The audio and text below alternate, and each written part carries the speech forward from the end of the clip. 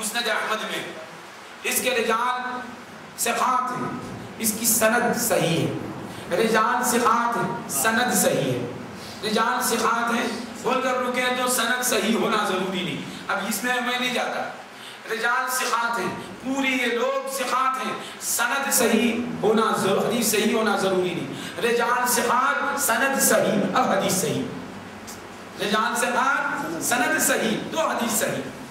ابھی اس کی بحث میں ہم پڑھتے ہیں، اس کے رجال ثقات ہیں، سند صحیح ہے، عائشہ صدیقہ رضی اللہ عنہا سے مروی ہے، مسند احمد میں حدیث ہے، کل مسند احمد کے بارے میں آپ سنے تھے نا، مسند احمد اصح صحیح من غیری، تو مسند احمد میں حدیث ہے، عائشہ صدیقہ رضی اللہ عنہا فرماتی ہیں کہ حضور اکرم صلی اللہ علیہ وسلم کے گھر میں یہ جانور تھا، ہزاروں السلام ہے اس جانور، حضور کے گھر میں ایک جانور تھا، کیا قسمت ہے اس جانور کی، یہ حدیث صحیح ہے، حضور کے گھر میں جانور تھا، حضور جب باہر نکل جاتے مسجد کو تشریف لے جاتے، کہیں باہر تشریف لے جاتے، ادھر ادھر اچھل کود کرتا رہتا، جانور ہے، ادھر جاتا یوں جھانکتا اڑتا اچھلتا کودتا یہ کرتے ہیں جانور۔ حضور کے نالین کی آہٹ سنتا، حضور کی جوتیوں کی آہٹ سنتا، حضور کے آنے کو محسوس کر لیتا، تو بی بی عائشہ فرماتی ہیں کہ بالکل خاموش کھڑا ہو گیا، سبحان اللہ، حس و حرکت نہیں کرتا، ادھر ادھر جانا اچھل کود کرنا سب چھوڑ دیتا، تو معلوم ہوا کہ مصطفیٰ کی تعظیم جانور بھی کرتا ہے، تعظیم محمد ہی نہیں کرتا، وہ جانور سے بدتر ہے، حدیث گواہ ہے، میں آپ سب سے کہتا ہوں حدیث پڑھ لو، سبحان اللہ، اور جس عالم سے چاہتے ہو حدیث کی شرح پوچھ لو، یہ حدیث مسند احمد کی ہے، جس مدرسے سے چاہتے ہیں حدیث پڑھ لیجئے، تو کیا معنی ہے؟ نہیں، قرآن ہونا حدیث ہونا، قرآن ہونا حدیث ہونا، حدیث میں جانور کے ادب کا ذکر بھی ہے، حدیث میں نماز کا ذکر ہے، حدیث میں روزے کا ذکر ہے، حدیث میں زکات کا ذکر ہے، حدیث میں حج کا ذکر ہے، حدیث میں مسواک کا ذکر ہے، حدیث میں اعتکاف کا ذکر ہے، حدیث میں مصطفیٰ کے ادب کرنے والے جانور کا بھی ذکر ہے، تو حدیث کیا ہونا ہے؟ بھائی سوچنے کا مقام ہے۔ ابو بکر صدیق کا کہ کیریکٹر کو بیان کیا تو عقل بتاتی ہے کہ ان کے اخلاق کو اختیار کرنے کے لیے حدیث میں ذکر آیا ہے، عمر فاروق کے کیریکٹرز کو بیان کر رہے ہیں راوی، تو عقل کہتی ہے ہماری کہ اخلاق کو لوگ سب سیکھ لیں، اس لیے بیان ہو رہا ہے۔ عثمان غنی کی سورہ سیرت بیان ہو رہی ہے تو ہر ایک سمجھتا ہے کہ اس کی وجہ یہ ہے، کیوں روایت ہو رہی ہے حدیث میں کہ لوگ سب ان کے اخلاق کو اختیار کر لیں۔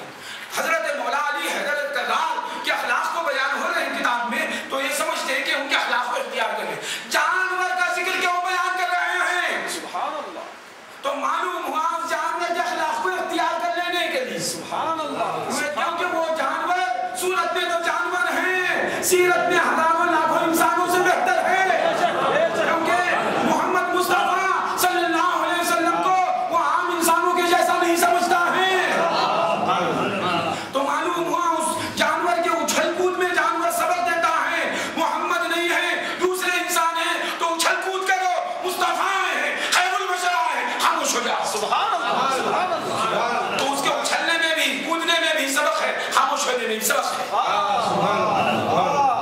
یہ حدیث صحیح ہے۔ پتھر جماعت، پتھر جماعت،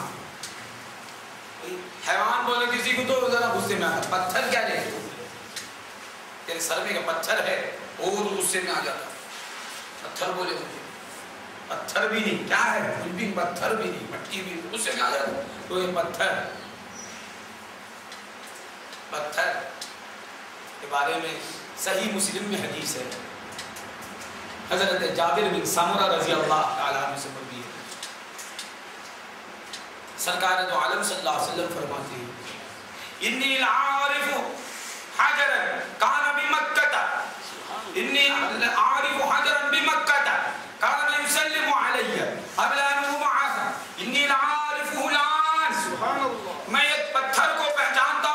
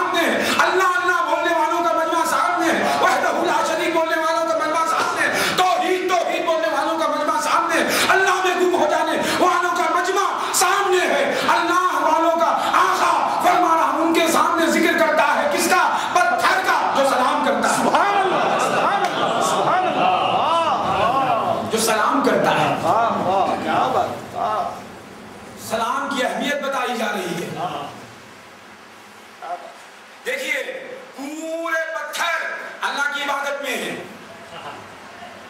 پورے پتھر اللہ کی عبادت میں ہیں، ان کا تذکرہ یہاں نہیں ہے۔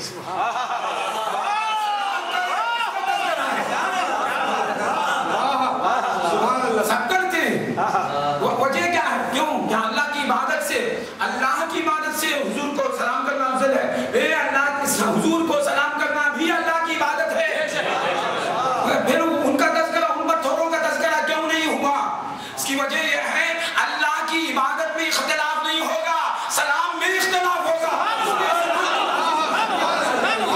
عبادت کرنے نہ کرنے میں اختلاف نہیں ہوگا۔